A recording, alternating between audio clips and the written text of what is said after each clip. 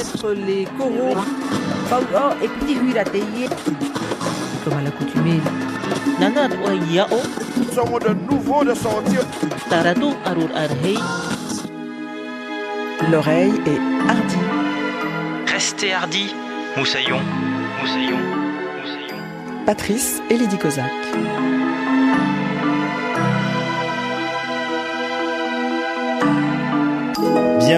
Bienvenue et tendez l'oreille vers l'émission dédiée aux cultures des Outre-mer.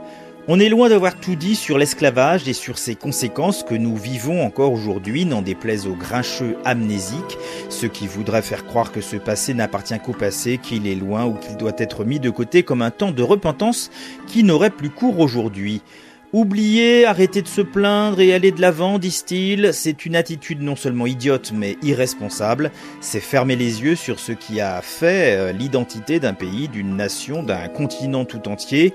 La France, l'Europe se sont forgées en partie sur la souffrance et la peine qu'elles ont fait endurer à des femmes, des enfants et des hommes, jugés comme moins que des humains. La France et l'Europe l'ont ancré dans leur histoire jusqu'à y laisser des traces bien visibles en prolongeant le crime avec la colonisation et ont engendré les différences de traitement entre les hommes qui perdurent aujourd'hui encore. Ignorer cela, ignorer cette histoire, c'est à l'échelle d'un pays qui se dit une grande nation se renier et sauter toute possibilité d'avancer, d'aller de l'avant. C'est purement et simplement régresser et faire preuve d'obscurantisme. Et il est à souhaiter que certaines théories nées de la ségrégation et du racisme le plus abject ne refassent pas surface, bien qu'il faut constater depuis quelque temps la résurgence de paroles nauséabondes, ce qui ne laisse rien augurer de bon pour l'avenir. C'est pour cela qu'il est toujours mieux de redoubler de vigilance, de continuer de dire et répéter, d'apprendre l'histoire liée à l'esclavage et de raconter combien cette sombre période pèse encore sur notre aujourd'hui. Et c'est un travail de mémoire, un recueil de la parole, un travail artistique mais qui va bien au-delà qu'ont mené nos invités du jour, liant le Bénin, dont lui, musicien, est originaire, l'Hexagone, dont elle, comédienne, est issue, et la Guadeloupe, où ils sont allés chercher les témoignages de blessures encore ouvertes bien des générations après l'abolition du crime. Ils nous parlent de ce très beau projet auquel tous deux prêtent leur voix. Au creux de notre oreille cette semaine, Sophie Maillard et Yahweh Yeton. Rien de ce qui s'est passé un jour ne doit être considéré perdu pour l'histoire, nous dit Walter Benjamin. Il n'est pas un geste, une action, une vie, aussi misérable qu'en soit l'auteur, qui ne puisse être sauvé par un récit, une danse, un chant.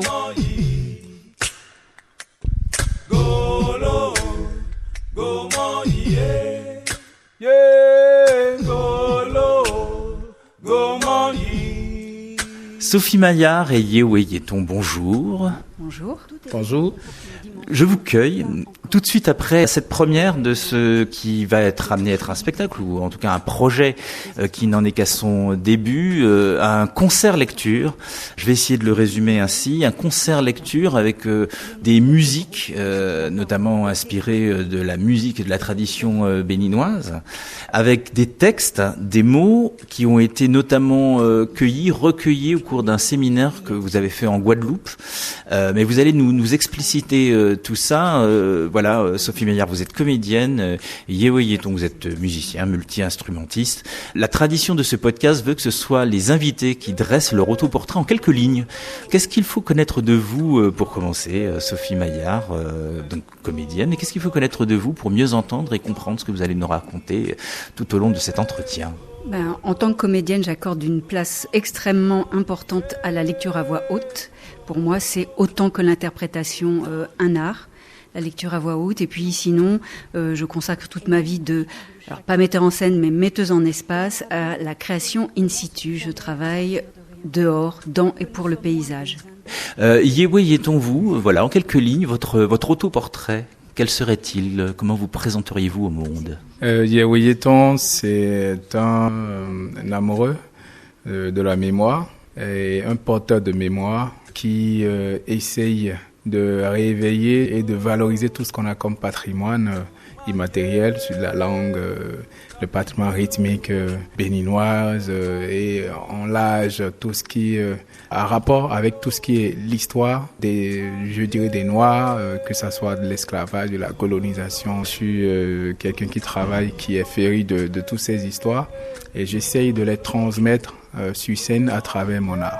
Voilà ce que je peux dire par rapport à moi. Voilà, et par rapport à ces fonctions, à ces identités, vous étiez donc présent à ce week-end anthropologique proposé par le musée du Quai Branly, c'est 4 et 5 avril de 2026, où vous avez présenté donc cette lecture-concert dont on va parler tout au long de ce podcast, mais où aussi vous avez animé notamment un séminaire sur ces questions que vous venez de nous évoquer, avec peut-être ce lien entre musique et effectivement mémoire, histoire, etc.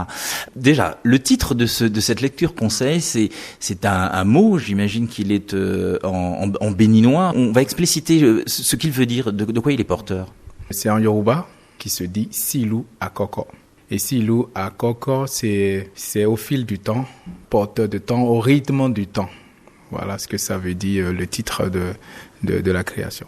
L'origine de tout cela. Donc encore une fois, on a des textes, comme on le disait, qui sont en lien avec une résidence qui a été faite en Guadeloupe en 2025, l'an dernier, et autour de la question de l'esclavage. Alors je veux savoir d'abord comment est née cette idée de partir là-bas, d'apporter la musique béninoise, d'apporter la mise en espace, la mise en mots, la création donc de cette lecture spectacle. Qui en est à l'origine? Est-ce que c'est vous deux? Est-ce que c'est l'un? Est-ce que c'est l'autre? C'est ni l'un ni l'autre, c'est Estelle Dago qui donc connaissait Yewé et connaissait aussi Sylvie Cavaciuti qui co-dirige avec moi le collectif L'Art au quotidien qui a porté donc ce concert lecture et qui résidait en Guadeloupe et a eu envie de nous réunir autour d'un travail sur cette mémoire de l'esclavage en Guadeloupe. Puisqu'elle connaissait Yewé, elle savait aussi le travail qu'il avait fait avec Cécile Van Deven, qui est donc cette chercheuse avec qui il a présenté ici, là au musée, tout un travail. Et donc on s'est engouffré dans cette aventure guadeloupéenne en septembre l'année dernière, où on a fait tout un travail de rencontre avec des Guadeloupéens et de collectage de paroles. Et on a commencé à tisser des liens avec l'écriture, la composition, la musique de Yewé autour des portraits qu'on a dressés des personnes rencontrées. Quelle était la ligne conductrice autour de cette question de l'esclavage? C'est très large. Est-ce que vous vous êtes posé une question? Est-ce que l'idée c'était de rassembler tout ça avec ces témoignages, avec ces gens qui sont venus apporter de l'eau au moulin du spectacle, et ensuite les musiques qui sont venues s'ajouter? Il y avait une question que vous vous étiez posée pour ce travail? Ouais, forcément, c'était sur le post-colonial et tout, la colonisation, les tirailleurs. C'est issu d'une histoire d'un tirailleur. Et moi, j'ai toujours eu envie de creuser plus, d'en savoir davantage. Avant d'arriver à la colonisation, il y a eu l'esclavage. Donc, qui de mieux peut nous parler de l'esclavage que ceux qui sont sur les terres, qui ont été témoins de l'esclavage. Donc, du coup, voilà un peu le fil conducteur qui nous a conduits. Et on a la chance d'avoir Estelle qui a porté le projet et tout. Donc, on s'est dit, on connaît les informations sur l'esclavage et tout, mais qu'est-ce qu'il en est aujourd'hui? Qu'est-ce qu'il en reste? Quels sont les effets qui sont encore palpables sur le terrain aujourd'hui? Ceux qui sont issus de ce fléau, qu'est-ce qu'ils en disent aujourd'hui? Qu'est-ce qu'ils en pensent? Voilà un peu les questions, voilà un peu les hypothèses qu'on s'est dressées. Et voilà, on a suivi, on est allé les rencontrer et tout. Et ce fut des très, très, très, très beaux moments et des belles surprises aussi. Quand on écoute les témoignages et tout, on se rend compte que c'est leur voix qu'on doit entendre, quoi, et non les soi-disant spécialistes qui se parlent sur les plateaux. C'est eux qu'on doit entendre. Et nous, on permet de les entendre à travers l'œuvre qu'on a créée. Oui, parce que ce que j'ai pas dit, c'est que on parle de texte, effectivement, vous les mettez en voix, Sophie Maillard, mais pour le coup, on entend aussi des enregistrements de gens qui ont été interrogés. Et d'ailleurs, comment s'est fait la sélection de ces personnes? Qui sont-elles, ces voix? Quand on voit bien qu'elles sont porteuses, elles aussi, de ce qui, visiblement, dans leur famille a été répercuté de décennie en décennie. Qui sont-elles, ces personnes? Mais ça, c'est Estelle qui s'occupait de tout ce travail. Elle a vécu une quinzaine d'années en Guadeloupe et donc elle avait tout un réseau de personnes qu'elle nous a fait rencontrer avec des profils extrêmement différents parce que nous, on n'avait absolument pas de profil type. On voulait au contraire que la parole soit la plus diverse possible, avec des points de vue extrêmement singuliers et aussi intimes. Ce qui nous intéressait vraiment, c'est de descendre dans l'histoire intime de chacun, comment ça a structuré des vies passées, présentes et peut-être sûrement au futur, et comment. C'est ça qui nous intéressait. Donc on entend encore une fois les gens en direct, entre les morceaux, entre les lectures de textes. Quant aux textes eux-mêmes, les textes, ce sont des textes d'auteurs parce qu'avec Sylvie Cavacciuti, on a fait tout un travail avant d'arriver en Guadeloupe pour la résidence, de nourriture, d'étayage effectivement de ce travail et de la parole, y compris qu'on voulait faire jaillir. Donc on avait traversé comme ça beaucoup d'auteurs. Il y a Patrick Chamoiseau, Aimé Césaire, Édouard Glissant, Denetem Touambona, beaucoup d'auteurs. Et ce qui nous semblait intéressant, c'était que cette parole extrêmement sensible, on la mette en résonance alors avec ce que Yéhoué amène musicalement, mais aussi avec des penseurs, les penseurs de la Caraïbe, ces gens qui ont pensé, qui sont eux-mêmes issus, qui ont eux-mêmes grandi, connus, sont porteurs de cette histoire-là dans leur chair. C'était ce dialogue-là auquel on tenait. Alors c'est intéressant, tout à l'heure vous avez présenté les choses, Yéhoué Yenton, en disant que il fallait qu'on entende les porteurs de ces histoires-là eux-mêmes. À travers votre musique, c'est aussi donc ce que vous cherchez à faire. Et c'est intéressant parce que là, vous parlez de ceux qui ont vécu, ou les descendants de ceux qui ont vécu directement l'esclavage. Il y a aussi ceux qui ont été arrachés à leur pays. Et peut-être ça, en cette matière-là, vous êtes peut-être beaucoup plus porteur de ça vous-même. Mais du coup, ça me fait penser à un début d'une histoire et puis une fin, c'est-à-dire un départ, un arrachement et une arrivée. Et effectivement, toute la servitude et les douleurs et les souffrances qu'il y a eu à l'arrivée. Et c'est une manière de compléter une forme de voyage, un voyage de douleur certes, mais une forme de voyage quand même. Oui, pour l'anecdote, je me suis pas intéressé à ce sujet au hasard. Parce que depuis tout petit, moi je suis du Bénin, un peu de Ouidah et un peu de Porto-Novo. Ce sont les villes qui étaient les villes de départ des esclaves et tout. Donc j'ai connu les traces d'esclaves et tout. J'ai fait 1001 fois la route de l'esclavage et tout. À chaque fois que je rencontre des descendants, qui soient de l'Amérique, que ce soit des Caraïbes, qui viennent et qui me sollicitent parce que aussi je les ai fait traverser, faire la route de l'esclavage et tout. À chaque fois, je suis tout le temps ému de les voir à la limite à la recherche de quelque chose qui leur manque au fait dans leurs yeux, dans leurs témoignages et tout. Parce qu'on entend l'histoire qu'on nous a racontée et tout, mais il faut aller sur le terrain aussi pour voir qu'est-ce qu'il en est et essayer de leur apporter un peu ce qu'il y a de positif sur le continent aussi en termes de déconstruire un peu parce que ce qui se passe, c'est qu'il y en a beaucoup qui disent que c'est leurs frères qui les ont vendus. Et ils nous en veulent. Beaucoup. Donc, c'est de leur faire revivre l'histoire réellement pour qu'ils comprennent qu'il y avait un contexte qui a favorisé tout ça. Donc, c'est pour ça que je m'intéresse beaucoup à l'histoire, à cette histoire. Et le fait de travailler sur ce projet, d'amener ce qu'il y a comme rythme, musique qu'on a d'authentique de chez nous, des rythmes qui ont accompagné aussi leurs ancêtres et tout à l'époque et tout, d'amener ça et apporter ça à leur témoignage. Pour moi, je me sentais redevable envers eux d'une manière ou d'une autre, et c'est une manière pour moi aussi d'essayer de résoudre un peu ce truc-là que je sens en moi en fait. Donc c'est plus profond que juste un spectacle. En fait, c'est tout ce cheminement-là, ce voyage-là, ça nourrit aussi un côté où je me sentais vraiment un peu coupable de l'histoire. Et à chaque fois quand je les rencontre et tout, je leur porte l'amour que j'ai, la musique que j'ai, c'est ce que j'ai à leur apporter et tout. Et c'est ce qu'on essaye de faire aussi, de transmettre sur scène aussi. Sophie Maillard, sur les textes, comme vous l'avez souligné, beaucoup disent ça. Ce sont effectivement des penseurs issus de la Caraïbe, et les textes traduisent ça aussi de ce qui se passait, de ce qui s'est passé, de ces témoignages-là. Et en cela, je vois ce qui fait écho. Sur un plan plus personnel, quand on est issu soi-même d'un pays européen qui a pratiqué l'esclavage, il y a aussi une forme, je vais pas dire de réparation, mais une forme de quelque chose qui vient penser une douleur. Enfin, je sais pas. Voilà, à titre personnel, qu'est-ce que ça vous a fait de vous immerger ainsi dans ce travail-là ? Forcément, beaucoup d'émotions. On peut pas rester... et d'ailleurs, dans le texte, c'est dit, par rapport à l'histoire, on peut pas rester et se cacher derrière l'histoire, la grande histoire. On a décidé d'aller rencontrer des gens, donc de se mettre face à face.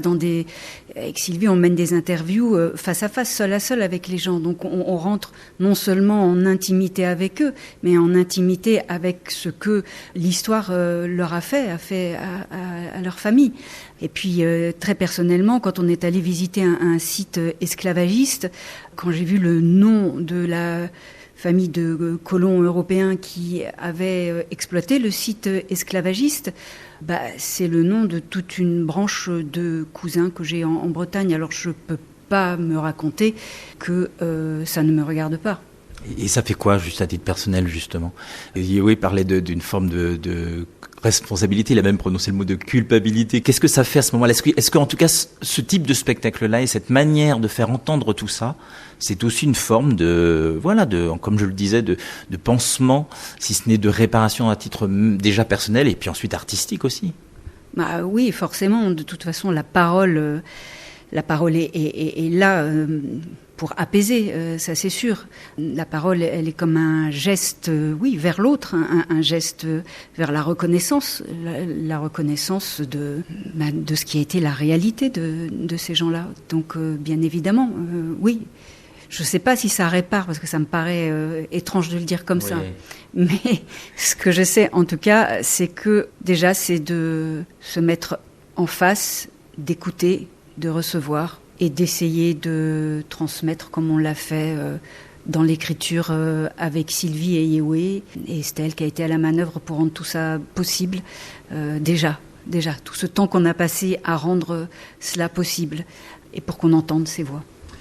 Je vais faire une aparté avec l'actualité. C'est vrai qu'il y a eu ce moment où on a voulu consacrer l'esclavage comme le plus grand crime contre l'humanité. C'est toujours compliqué de comparer les douleurs, mais enfin en tout cas, et qu'effectivement la France est abstenue. Et il y a encore beaucoup de travail à faire.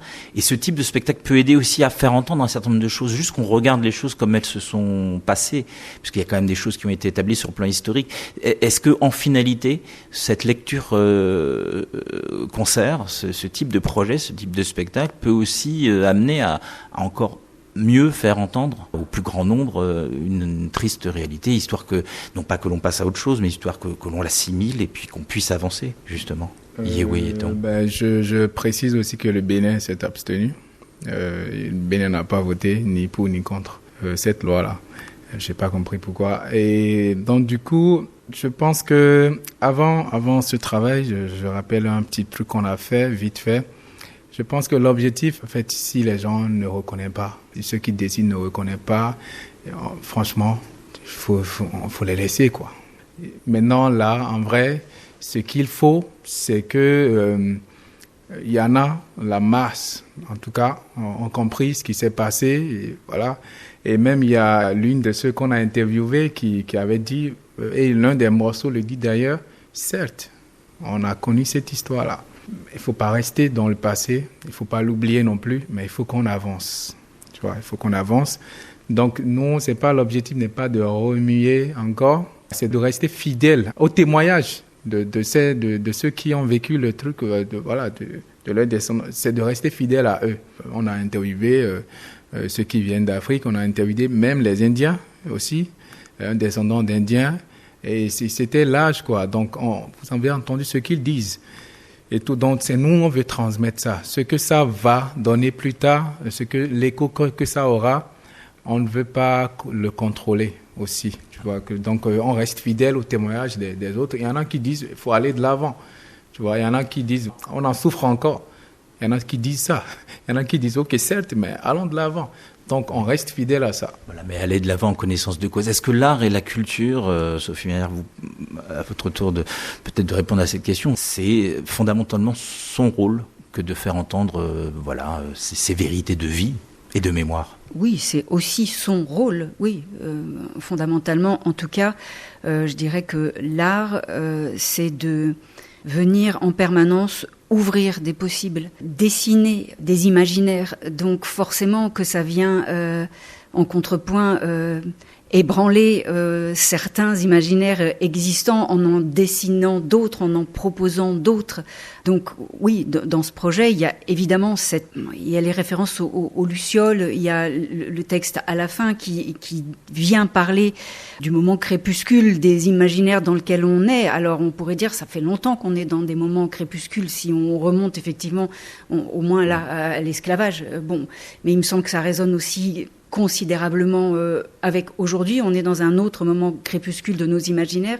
Néanmoins, l'art, c'est ça. C'est cette ouverture-là qu'il faut toujours laisser entrouverte parce que c'est par là que s'engouffrera la lumière et qu'il faut résister, bien évidemment, de toutes nos forces pour qu'elle puisse advenir en même temps. Eh bien, elle va venir ensemencer l'obscur du moment. Voilà. Première pause musicale ou en tout cas quasi musicale, parce que vu la nature de ce spectacle, je demande toujours à mes invités de nous proposer 2 morceaux à écouter, à partager avec le public. Là, on va choisir 2 extraits issus de ce spectacle, Silou Akoko. Je vous ai demandé, Sophie Maillard et Yewé Yeton, de choisir. Alors, qui commence? Qui nous fait son premier choix? Je veux bien commencer. Je pense qu'il est important qu'on fasse aussi la place à la voix des gens. Donc, je pense qu'il est important qu'on choisisse en fait un passage où il y a 3 passages mis en musique par Yewé. Donc, en plus, ça, on est vraiment à l'essence du projet. Donc, voilà, choisissons un de ces passages-là. Donc, Yewé, on va le co-choisir. Voilà. On choisit l'extrait de... c'est lui, Condé, c'est bon? Oui, okay. Sylvie Condé, oui, Sylvie très bien. Condé, ouais. Je voulais juste nous expliciter, en 2 mots, vraiment une ligne, ce que dit ce passage à la fois sur le texte et à la fois musicalement. Eh ben, sur le texte, donc, cette femme nous témoigne, de son rapport à la mer, un rapport qu'on pourrait considérer complètement ambivalent parce que c'est quelque chose qui est fondamental et dont elle a besoin pour tous les jours se remettre à la tâche. On pourrait dire tous les jours se tenir verticalement, tout en n'ignorant pas que cette mer, c'est aussi celle qui a englouti bon nombre de ceux qui ne sont pas arrivés entre l'endroit où on les a raptés et l'endroit où on voulait les emmener pour les réduire en esclavage. Et musicalement, comment vous avez travaillé ce morceau pour accompagner cette thématique effectivement très forte? Musicalement, c'est sur le rythme adjogbo, qui est un rythme des pêcheurs chez nous. Et voilà, c'est un rythme de la vallée de l'Ouémé. Donc adjogbo, qui accompagne justement. On dit pêche, on parle de la mer. Donc voilà, la musique est tout le temps en concordance avec la thématique et tout, le rythme en concordance aussi. Donc voilà un peu, on a mis le adjogbo et le refrain qui dit Jodo, mini ye, Jodo, mini, nous cansema Jodo, mini ye, Jodo, mini, nous cambo, Jodo, mini ye. Je suis tout le temps, tous les matins, je me baigne. Avant de réfléchir, je me baigne, je reviens, parce que j'ai un rapport particulier avec elle. Donc certes, elle a transporté les gens, certes, elle a englouti les gens, mais en même temps, je reste très attachée à elle, comme si c'est elle qui me donnait quelque part ma force. La mer. C'est pour aller vers l'autre, c'est pour se déplacer, mais en même temps, c'est un tombeau, il a pris beaucoup de nous, il a pris une grande part de nous. C'est compliqué la mer, hein? Compliqué la mer, mais on aime la mer. Jodo, mini nous cambo, Jodo, mini Jodo, mini Jodo, mini nous cansema, Jodo, mini Jodo, mini nous cambo, Jodo, mini De retour auprès de nos invités Sophie Maillard et Yewé Yeton pour ce spectacle, donc Silou à Coco, et Yewé Yeton me pardonnera la prononciation qui n'est pas tout à fait conforme. Voilà, pour ce lecture concert qui avait été présenté et qui a été présenté au musée du Quai Branly lors du week-end consacré à l'anthropologie. Il y avait des séminaires, des conférences, des discussions, et notamment pour conclure ce week-end votre spectacle. Parlons-en. Voilà, c'est un projet qui est né. Au départ, c'est la question que je vous ai posée. Est-ce que c'était un one shot? Est-ce que c'était effectivement pour ce week-end-là? Et non, l'idée c'est de pouvoir vraiment continuer à le jouer et à le proposer à différents publics. C'est ça, Sophie Maillard? Disons qu'il y a plusieurs dimensions dans ce projet. Il y a ce concert lecture, mais il y a aussi l'idée d'en faire aussi d'une restitution sous la forme plutôt d'un documentaire sonore, où là, les personnes interviewées, une dizaine, on leur fera vraiment toute la place, avec les musiques de Yewé, puisque chaque portrait sera dressé et accompagné par une composition de Yewé. Et alors, sous la forme de documentaire sonore, on oscille encore. Il y a l'idée d'en faire un podcast, mais il y a aussi l'idée d'en faire comme un web documentaire sous la forme d'une carte graphique, travaillée avec un graphiste, comme une carte de ce territoire imaginaire, de cette mémoire qu'on est allé recueillir, et qui, en naviguant dans ce territoire, pourrait nous permettre de rencontrer tel ou tel portrait, telle ou telle figure. Il y a toute cette dimension-là, et bien sûr, Silou à Coco, qui peut tout à fait continuer son parcours de concert-lecture et qui n'en est qu'une infime partie en termes de témoignages. Musicalement, comment vous avez composé tout ça? Ce sont des titres que vous avez réécrits, écrits, enfin voilà, c'est ce qui faisait déjà partie de votre répertoire à vous, Yewé Yeton, ou est-ce que vous avez tout réorchestré pour pouvoir créer quelque chose de nouveau avec cette lecture concert? Toutes les musiques qui ont accompagné les portraits sont des musiques écrites véritablement pour les portraits, composés spécialement. Et j'ai rajouté 3 titres pour la lecture concert, qui sont mes titres personnels et tout, qui sont issus du projet, mais qui parlent toujours du même sujet, quoi. Donc voilà un peu, c'est les 2 fusions que j'ai fait. Mais la majorité de la musique qui a été jouée sont des musiques faites spécialement pour l'occasion. Est-ce que justement vous êtes aussi inspiré de ce qui est issu aussi d'une tradition qui vient du Bénin et d'autres pays d'où tous ces hommes et ces femmes ont été arrachés? Parce que, à titre personnel, c'est vrai que quand vous chantez sur certains titres, j'entends ce qui peut être issu côté Martinique du Bélès, ce qui existe encore autour des rythmes du Gwoka en Guadeloupe, par exemple. Vraiment, je crois que c'est la première fois que j'entends que ça me frappe à ce point de voir l'héritage, notamment sur finalement presque des jeux de répondais, ce qu'on appelle le répondais autour du Belay ou du Gwoka guadeloupéen. J'étais frappé de cette filiation directe issue de ce qui semble être une tradition musicale béninoise. Est-ce que vous avez mêlé ça? Est-ce que vous avez réouvert vos oreilles aux musiques traditionnelles caribéennes pour composer? Beaucoup, mais bizarrement, la première fois que j'ai été en Guadeloupe et j'ai joué avec un groupe, j'ai pas vu la différence, quoi, entre ce qui se passe dans les Caraïbes et le Bénin. C'est légèrement, c'est juste que au Bénin, c'est une panoplie, quoi, il y en a tellement et tout. Mais la tradition de la composition des chants sont presque les mêmes. Donc j'ai été vraiment tout de suite incorporé dans le groupe. On a jammé ensemble un dimanche matin et tout. Et c'était sur 3 heures de temps, ça jouait non cesse, quoi. Vous le saviez avant de venir que ça allait être une telle coïncidence musicale? Moi, même pas. Même pas. C'est tout ce qu'on entend de l'autre côté en Afrique des Caraïbes, c'est beaucoup plus les groupes mainstream, quoi. Les zouk, compas, etc. Donc, mais la musique traditionnelle ne vient pas jusque là-bas. Donc, j'ai découvert ça. Il dit, putain, c'est ce qu'on fait, quoi. C'est presque les mêmes et tout, et voilà. Donc, ça m'a beaucoup aidé aussi à travailler sur le projet, quoi, à trouver la similitude entre les deux. Et voilà, et ça s'est vite fait.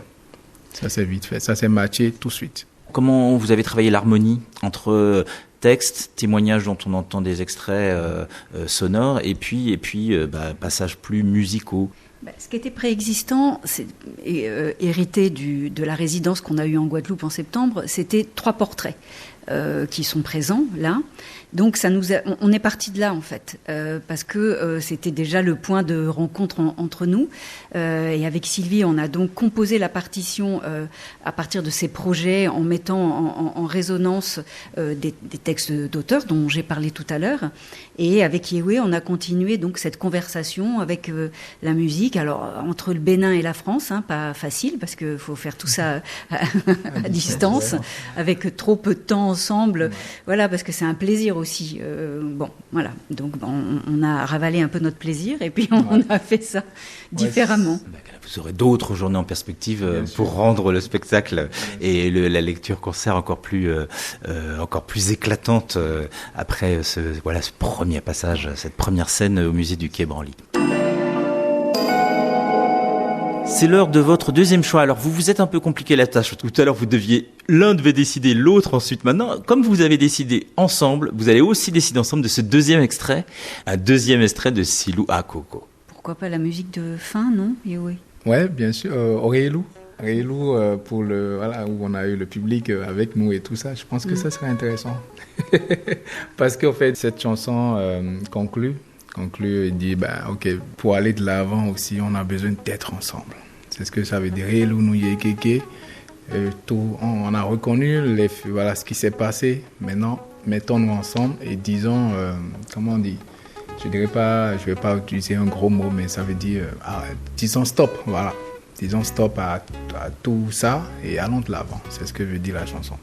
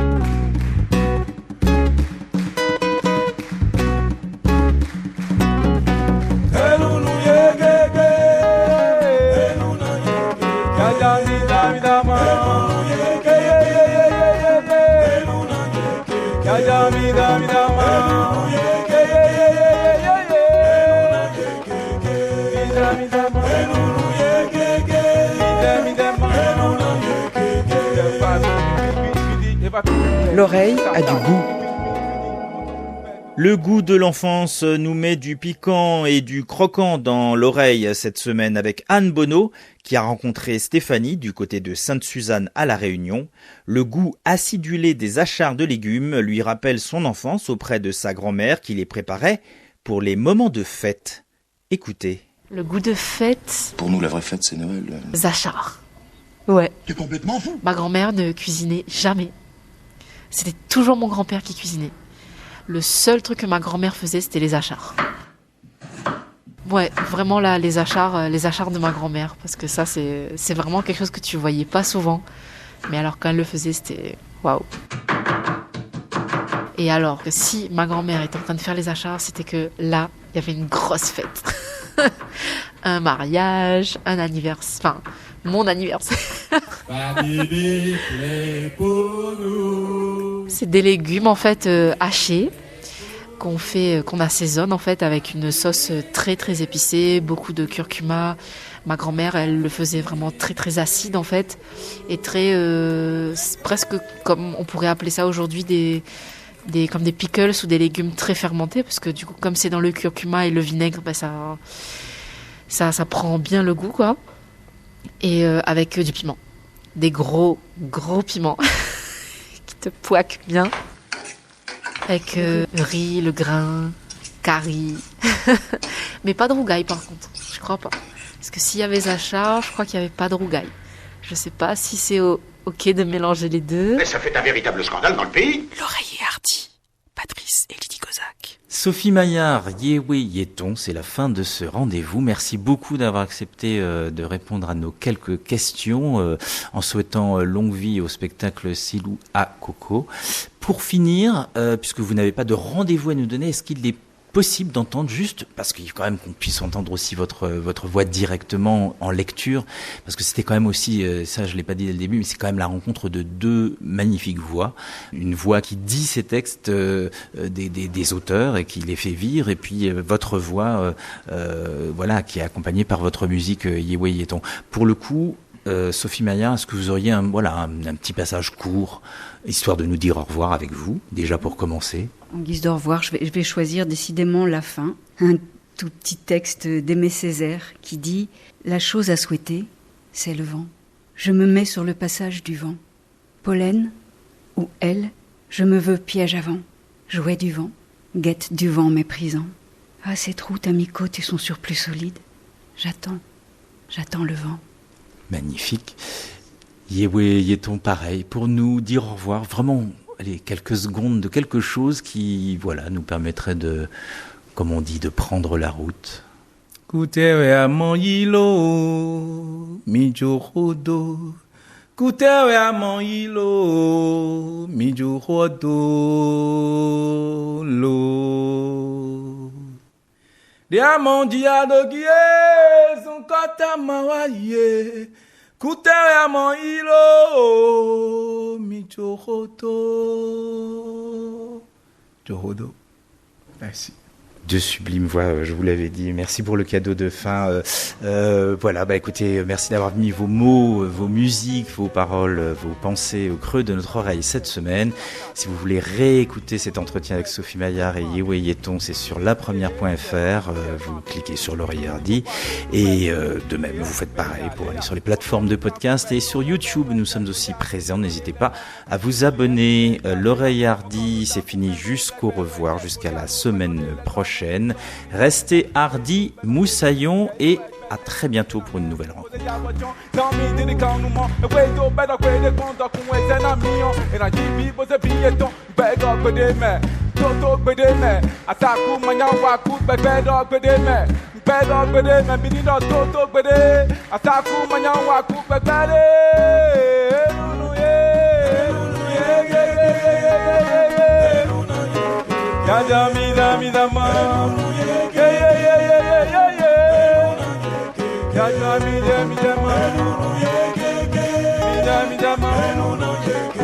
Ya